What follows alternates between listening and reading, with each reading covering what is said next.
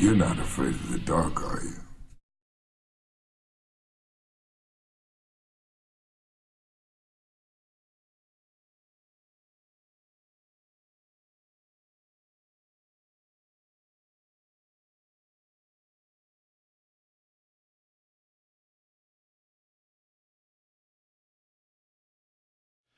The African Blood Brotherhood for African Liberation and Redemption was established as a U.S. Black liberation organization in 1919.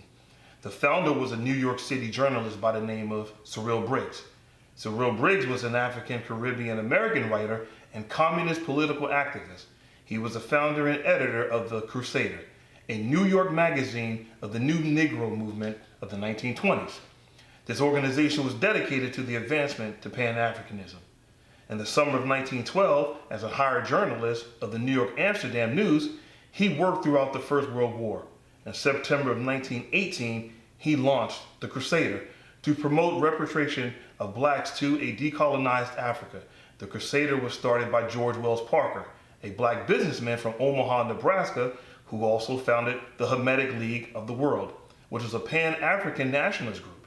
He published articles indicating that Africa was the cradle of civilization and the superiority of the black race.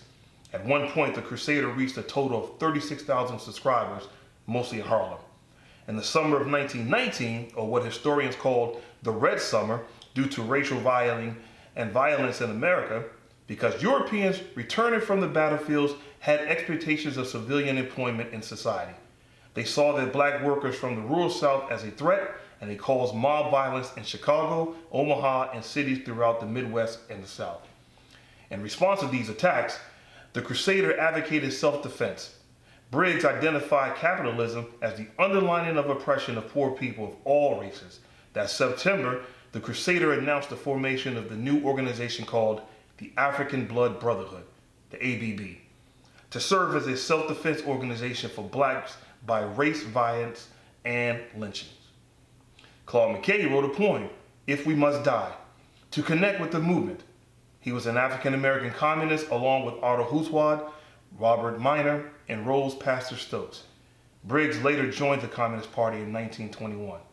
Later, the ABB attempted to organize from inside the UNIA-ACL with critical support from Marcus Garvey. Both Briggs and McKay participated in the conference both in 1920 and 1921.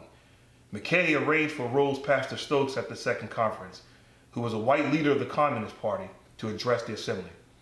In doing so, the ABB soon became highly critical of Garvey during the Black Star Line failure in his meeting with the KKK on July of 1921 in Atlanta. The Crusader shortly after announced that it is to become the official organ of the African Blood Brotherhood, and they began to argue that the UNIA is soon to fail unless they develop new leadership. They also tried to converting UNIA's membership to the ABB. And seeking to replace the UNIA, the ABB competed with A. Philip Randolph's social publication, The Messenger, which has called for Garvey's expulsion from the United States. During this dispute, the ABB, along with Garvey, was targeted by the police and federal law enforcement agencies. Government agents were planted in the UNIA, the ABB, and The Messenger. These agents provided information to the Bureau of Investigation, who sabotaged meetings. The ABB enjoyed some fame and recognition following the Tulsa riots of 1921 because they had ABB chapters and news reports credited the organization with inspiring resistance to racist attacks. In February of 1922, the Crusader ceased publication following Garvey's indictment of mail fraud. Briggs continued to operate the Crusader News Service, providing news material regarding African American press as the Communist Party increased. McKay, who was an active in the Left Communist Workers Socialist Federation, argued national self-determination for oppressed people, which he meant especially for an independent African American government separate from the United States. And although in 1928, the CPUSA adopted a policy of national self-determination for African Americans living in the Black Belt of the American South, the policy was neglected after the Popular Front, which began in 1935. Inevitably, in the early 1920s, the African Blood Brotherhood was dissolved. which its members merged into the Workers' Party of America, and later into the American Negro Labor Congress, who was established in 1925 by the Communist Party as a vehicle for advancing the rights of African Americans, propagandizing communism within the black community, and recruiting African American members into the party.